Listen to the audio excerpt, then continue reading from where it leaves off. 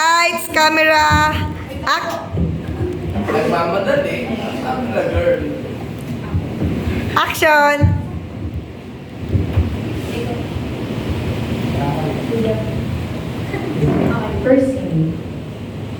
First scene. So guys, meron pa ba kayong katanungan? Agam-agam sa isipan? Ikaw meron? Ano? Wala na po. Wala na po. Okay. Ikaw? Okay, sige. Thank you. Dito na yung talabas yung Bible study natin. Okay. Baka nag-intay na siya.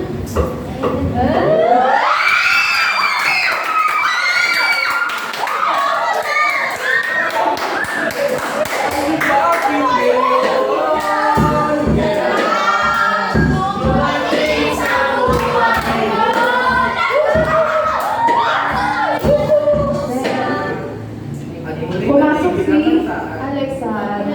Hinihintay niya si Dre. Then, pumasok si Dre at may hinihintay ulit. Then, Kayo tayo busang Yan mo na pala. Napakatagal na ako naghihintay sa labas. Napakainit. Saan galing? Pasensya na nagkaroon kasi kami na Bible study. Bible study na naman. Ano nga sa akin? Wala ka namang oras para sa akin.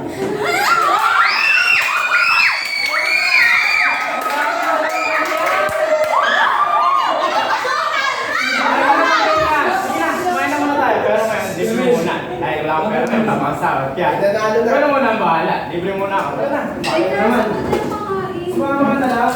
Kaya tayo. Ano?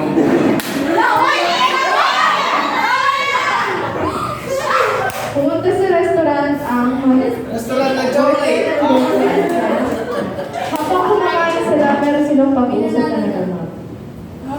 Sarap naman yung pagkain mo. Siguro mahal dito. Ano sabi mo ba? Mga ganyan nga lang. Kung ano ang natutunan mo sa church, pal.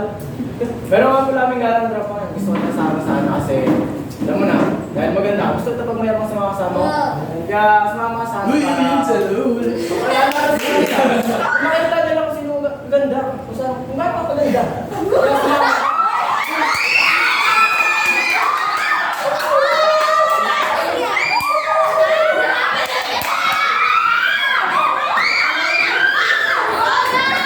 Hindi na atin yan. Totoo na daw. Ano naman yung rason mo? Puro na lang rason palagi. Bakit Bible study na naman? Church na naman? Hindi ano naman. Mapapakain ka pa ng church mo? Pag nasa inuman ka, may pulutan, may kaibigan. Pag may pulutan, may kaibigan ka.